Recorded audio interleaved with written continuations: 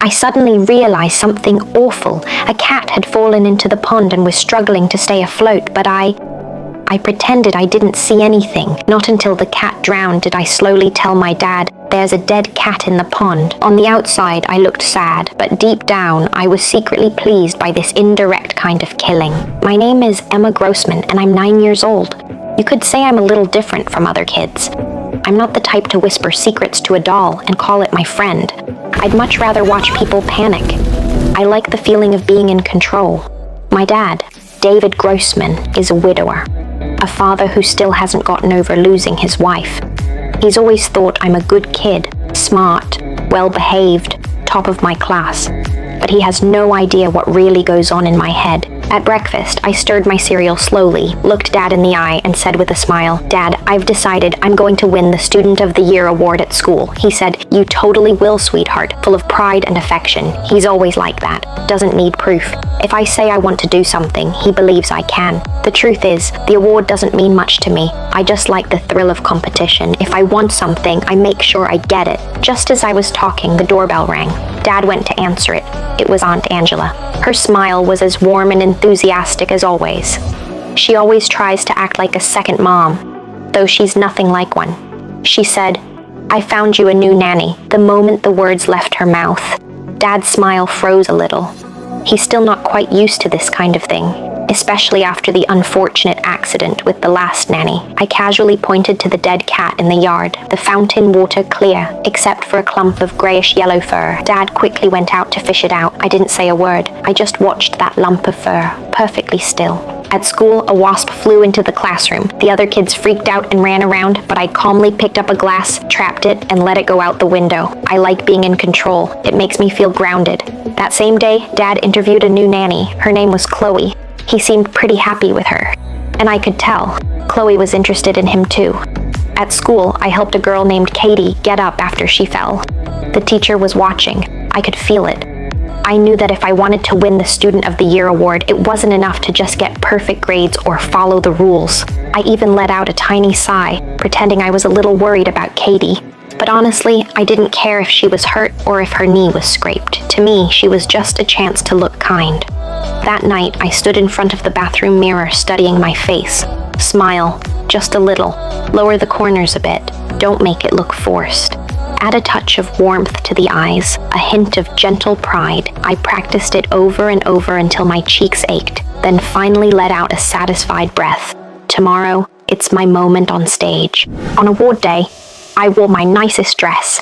Even put on heels. Just like Dad said, I looked like a little angel. He drove me to school himself. I already knew who the award was meant for.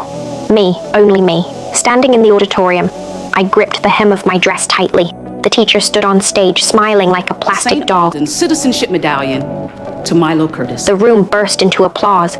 I heard it, but it felt like I was underwater, muffled, distant. Suddenly, everything around me went quiet. I blinked, still keeping a polite smile on my face, but inside I was burning. I even talked bad about Milo right in front of him, until Dad frowned, and I mumbled an apology. He sighed and didn't say much after that, but I didn't forget. I invited Milo to play near the cliff behind the school. It was quiet there, and high.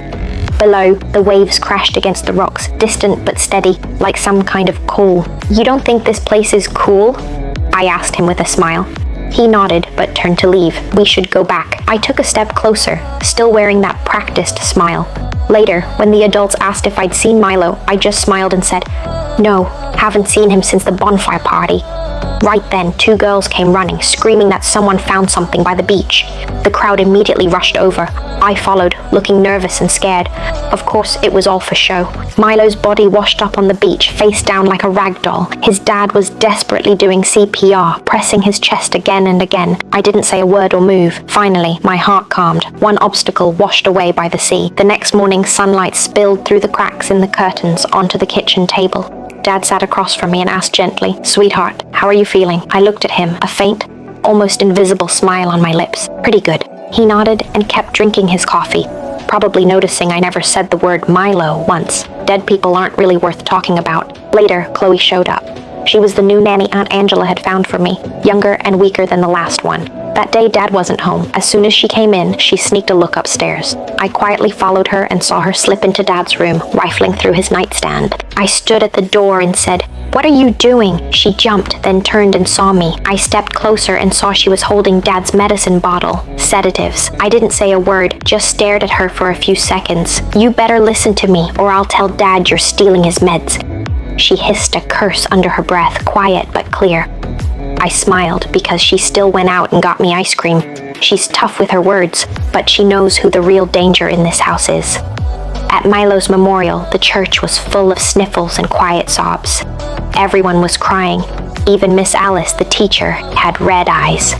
Except me. I didn't feel sad. I sat on the bench, like a quiet little angel. Then I saw Dad talking quietly with Milo's parents. His face was full of deep sorrow and heaviness. I slowly lowered my head, then looked up with red-rimmed eyes. Acting, to me, is as natural as putting on clothes. But unfortunately, when we got home, something went wrong. Dad was tidying up and found something under my bed. A Student of the Year medal that belonged to Milo. I hadn't hidden it well enough. He didn't say anything, but I knew he was starting to suspect. He pulled up photos from that day and looked through them one by one, until he saw me standing in the crowd, eyes fixed on Milo the whole time. Then, Miss Alice and a plainclothes cop came to talk to him. They spoke in the living room. I didn't go in, but I overheard. Miss Alice said someone saw me walking with Milo near the cliff. I walked into the kitchen and slowly pushed over the glass jar on the table. Crash! The shards scattered everywhere. I fell to the floor, cutting my hand a little. Tears welled up right away. "Dad!" Later, Dad confronted me, saying the teacher was suspicious. His eyes looked strange, like I was some specimen that needed to be dissected. Tearfully, I said, "She just doesn't like me. I don't know why." Dad didn't say anything else, but I could tell. He believed me a little, and doubted me a little. A few days later, Chloe took me out to clear my head. On the way back, we saw Miss Alice standing at Milo's house. Chloe told me, "If the cops catch you, they might send you to a mental hospital or even the electric chair." The electric chair? Like they think I'm a monster. At night, I went to the back hill alone. In the bushes, I found a broken beehive, crawling with black and yellow bugs. Then, late at night, I sneaked out, quietly opened Miss Alice's car back door, and hid the can under the seat. Sure enough, when Alice drove, she got swarmed by bees and crashed her car. I hid the medal under my bed, but Chloe found it and even hung it on the light, trying to get me caught. I saw it and took the medal back, but Dad noticed. He took me to my room and asked what was going on. I said Milo gave it to me while playing. Dad started losing sleep, having nightmares. He even asked Aunt Angela to arrange a psychologist. My relationship with Chloe got worse. She said she wanted to be my stepmom. I screamed right then, warning her to stay away from my dad. That night, I asked Dad if he liked her.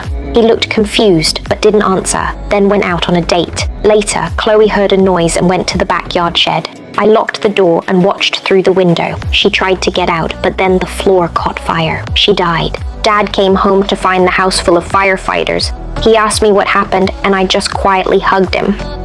That night, he sat by my bed and looked at me with a gentle, loving gaze, asking if I was the one who hurt Milo. I nodded and said yes. He wanted to tell others I stole the medal, so I pushed him away. I told him I wouldn't do that again. Dad was terrified. He kept asking about the last babysitter, Livia. I told him she grabbed my hand, so I pushed her down the stairs. I said she was just clumsy. Dad looked at me, his face full of despair. Then the town sheriff called, wanting to see me. Dad lied and said I was sick, then took me to a cabin by the lake. It was far away and quiet. He kept staring at a gun like he was planning something. One night, after he fell asleep, I sneaked into his room and turned on the gas stove, ready to end it all. If he died, I could live with Aunt Angela. She really liked me, but he woke up. He asked why I wanted to kill him. I said if he was gone, I'd have a better life. He didn't hit me, just took me back inside the house. He made me a cup of hot cocoa and we drank it together. He even helped me fall asleep. But he didn't know. I swapped the cups in the kitchen. I drank from his. That night, I walked into his room, holding his gun and fired a shot. Too bad I missed. He woke up confused and asked why I was still alive. I told him I swapped the hot cocoa. We struggled and I grabbed his phone to call 911. He chased me and I hid in the bathroom when he broke in, ready to shoot me. The maid shot him instead. Dad died. The police arrived. The next morning, Aunt Angela came over, gently touched my head and said, "I think your daddy was sick." I hugged her and gave a small smile. At that moment, I knew everything would go according to my plan.